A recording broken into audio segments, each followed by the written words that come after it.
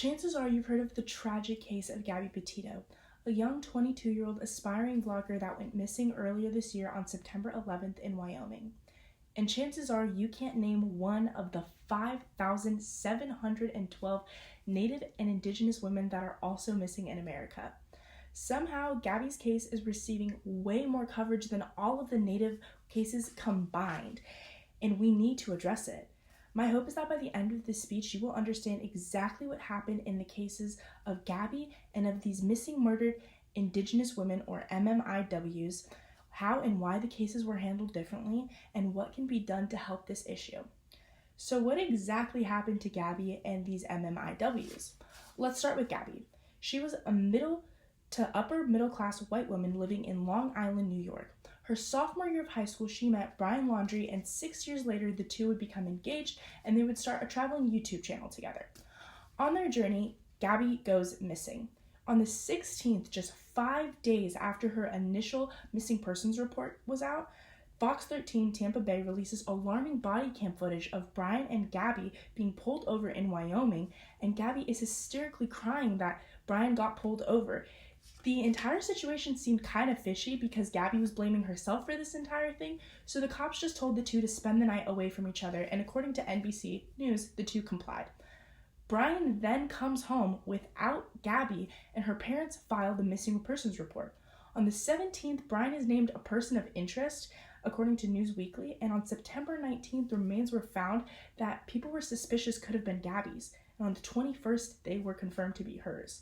This all happened in the matter of 2 weeks from the initial report that was made. As for Native women, NBC News also reveals that a vast majority of the cases, as well as 2,000 more in Canada, remain unsolved. Specific case that occurred very close to where Gabby went missing actually was Jade Wagon, a Northern Arapaho tribe member who was only 1 year older than Gabby when she went missing. Her mom filed the report after she noticed that she wasn't at home. Her body was found weeks later after barely any search efforts were made by officials, and a passerby actually found her body outside of the Wind River Reservation. According to the witness, the body seemed like it had obviously been involved in a murder, but police ruled this hypothermia. The case was closed according to TheGuardian.com, and no suspects, no investigation, no justice for Jade. Unfortunately, Wagon's case is not the only one that we have seen turn out like this. An estimated 15,000 cases from 2016 alone had the exact same outcome as Jade. Obvious signs of murder, but it was ruled to be because of other factors. Now that we see the basis and know exactly what happened in these cases, we can take a look at the drastic differences of how they were handled and the amount of media coverage that they received.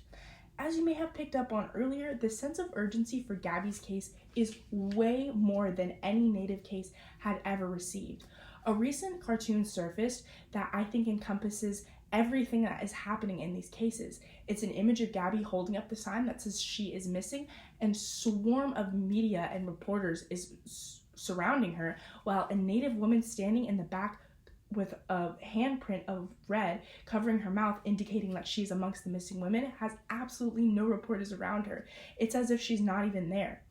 Seattle Times reveals that if you Google Gabby Petito, 3 million results will pop up. If you search up Tula Lit member Mary Johnson, 61,000 results come up. 17,000 for Teresa Stahi, a member of the Yakama tribe, and Rose Lone Warrior Rodriguez Sanchez, 30,000, but half aren't even for her. She has a similar name to a Chicago politician, and it's all about the other woman.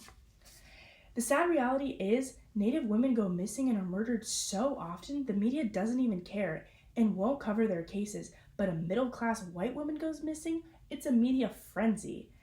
Gabby went missing in Wyoming, and officials were able to locate her body within weeks. 710 missing women were reported in the same state, and from 2011 to 2020, and so many have yet to be recovered, according to Tribe.com.